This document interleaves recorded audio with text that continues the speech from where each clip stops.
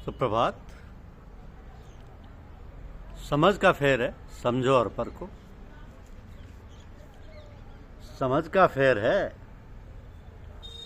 समझो और परखो। राधा कृष्ण की याद में इतनी लीन हो गई कि राधा स्वयं राधा को ही ढूंढ रही है। जब याद की ये पराकाष्ठा हो जाए तो मुक्ति निश्चित ही। जब हम परमात्मा से तरह तरह की कामनाएं करते हैं तो वही चीज़ें मिलती हैं, किंतु जब हम भगवान को चाहते हैं तो भगवान तो मिलेंगे ही, और साथ में दुनिया की नियामतें स्वतः ही मिल जाती। अब समझ समझ का फेर है, समझो और परखो। गुरु समृत सर पर खड़े, काहे कमी तोय दास। रिद्धि सिद्धि सेवा करें, मुक्ति न छोड़े आस। अगर तुम्हारी पत्नी कहना नहीं मानती तो अपने अंदर ऐसे गुण लाओ जो मर्यादित हों, तथा गुरुदेव से प्रार्थना करते रहो कि वह तुम्हारे अनुरूप कार्य करने लगे। पत्नी को सही दिशा देना और अपने अनुसार ढालना तुम्हारा कार्य है। जैसा चाहोगे वैसा ही व्यवहार करो। पति के माने जो पत्नी का पता रखता है, ख्याल रखता है। पति परमेश्वर के माने जो पत्नी की लाज रख सके। तो परमेश्वर कैसा होता है? वो शक्तिमान है, आनंद स्वरूप है। पति को परमेश्वर माने तो भाव भी वैसा ही बना ले। पति में ईश्वरीय शक्ति का भास करे और पति ईश्वरीय संपदा को सदैव धारण करे। न कोई छोटा और न ही कोई बड़ा, सब तो ईश्वर स्वरूप है। परस्पर आदर सम्मान का भाव होना चाहिए। प्रेम मन में रहे तो देखो कैसा आनंदमय हो जाएगा ये जीवन।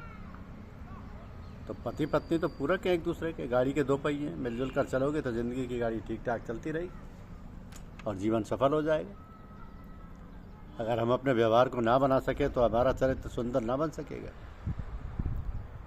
और यदि हम अच्छाइयों को ग्रहण ना कर सके तो साधना का क्या लाभ? हमारी तो गृहस्थ धर्म की पूजा है। गृहस्थी ठीक तो पूजा ठीक, वरना कुछ नहीं। समझो और अमल करो। बेटा वो है जो बाप की बात मानता है, और बाप वो है जो अपना फर्ज बेटे के प्रति पूरा करता है।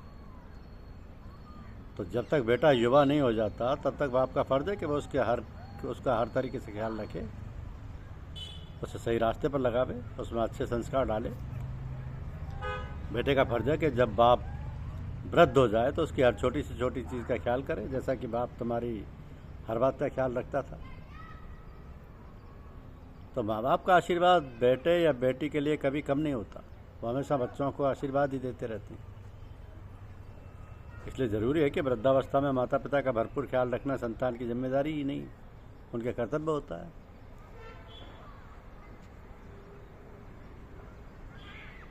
बच्चों को धार्मिक शिक्षा की बातें बतलाना चाहिए।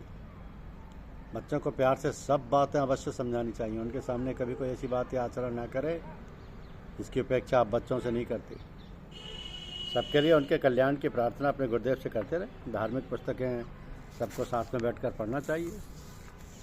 कभी कभी पूजा का अहंकार हो जाता है। कोई साधक ये समझने लगता है, समझने क्या, गलतफहमी में आ जाता है कि हम पूजा में बहुत ऊपर उठ गए, क्योंकि हमको बुजुर्गों के दर्शन होते हैं और हम दुनिया की बातें जान लेते हैं कि क्या हो रहा है, क्या होने वाला है। तो भाई ये हालत तो बड़ी ख़राब होती है।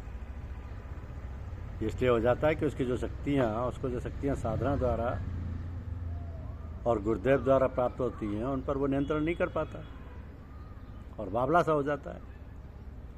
ऐसे में तुरंत अपने गुरु को इत्तला करनी चाहिए, वरना अर्थ से अनर्थ होने लगता है। आदमी पागल तक हो जाता है। इसलिए हम लोगों को तवज्जो उतनी ही देते हैं जितनी वो हजम कर ले, और जितनी उसमें क्षमता हो तवज्जो लेने की। तो प्रेम की धार यदि अधिक हो जाए तो लोग उसको जज नहीं कर पाते और विपरीत प्रभाव हो जाता है। गुरुजनों को इसका विशेष ध्यान रखना चाहिए। पूजा भी जितनी बतलाई जाए उतनी ही करनी चाहिए, और अपने इष्ट को इसकी खबर समय समय पर देते रहना चाहिए, पड़ताल करते रहना चाहिए। स्त्रियों, माता और बहनों के लिए सबसे अच्छी और सरल पूजा है अपनी गृहस्थी को ठीक प्रकार से चलाना। केवल आंखें बंद करके बैठना नहीं, घर को साफ सुथरा रखें, बच्चों एवं वृद्धजनों की सेवा करें, बच्चों को अच्छा संस्कार दें, बड़े बूढ़ों का आदर सम्मान करें, घर स्वर्ग बन जाएगा। यही तो पूजा है। भोजन बनाए तो भगवान की याद में गीत भजन गाते गाते भोजन अमृत बन जाता है, और जो भी ग्रहण करेगा ऐसा पवित्र भोजन को उसका विचार और मन शुद्ध हो जाएगा। हमारी सेवा लोग खूब करते हैं जहाँ भी हम जाते हैं, मगर अधिक आवश्यकता है उनकी सेवा और देख रेख की, जो हमारे साथ आते हैं या हमसे मिलने आते हैं। उन सबकी भी सेवा भगवान के भक्त समझ कर करनी चाहिए। यही है पूजा का असली मकसद। ऐसे भगवान खूब प्रसन्न होते हैं और उनके परिवार को खूब आशीर्वाद भी मिलता है। तो ये तो प्रत्यक्ष दिखता है कि जो लोग इस प्रकार की सेवा कर रहे हैं उनको तथा उनके परिवार का सब प्रकार से कल्याण ही कल्याण है। तो यह है पर सेवा का आशीर्वाद। दैव गति उसको कहते हैं जब अचानक कोई दैव गति आ जाती है, जो हमारे कर्म का भोग होता है। जैसे खाना परोसा गया और अनायास ही कुछ गिर गया, नहीं खा पाए, ये दैव गति है। परंतु फिर भी पुरुषार्थ करना चाहिए। मनुष्य की महत्ता यही है कि हमें पुरुषार्थ से नहीं हारना चाहिए। ईश्वर की कृपा, गुरु कृपा हर जगह रहती है, हर समय रहती है। सिर्फ हम नित्य कृपा नहीं कर पाते, इसमें कोई शक नहीं कि उनकी कृपा सब पर समान रूप से रहती है। गुरु कृपा बराबर रहती है। महात्मा जी कहते थे कि जो सच्चा दुनियादार नहीं है उसको ईश्वर दर्शन नहीं हो सकते। यानी यहाँ जो करना है वही करना चाहिए। भाई बहन, बीवी बच्चे, माँ बाप, संगी साथी सब परमात्मा के नियमानुसार हैं। तो जैसा व्यवहार जिसके प्रति हो वैसा ही करना चाहिए, तभी पूजा सफल होगी। घर गृहस्थी की यही पूजा है कि सबके प्रति हमारा व्यवहार समान हो, उसमें लाग लपेट ना हो, सबसे प्रेम रखो। हमारा दैनिक जीवन रहनी सहनी हमारी पूजा है। तरक्की, सफलता, लाभ, हानि, जीवन मरण सब बड़ी गूढ़ बातें हैं। हम नहीं जानते कि किसमें हानि है और किसमें लाभ, क्योंकि हमारे अंदर दिव्य दृष्टि नहीं है।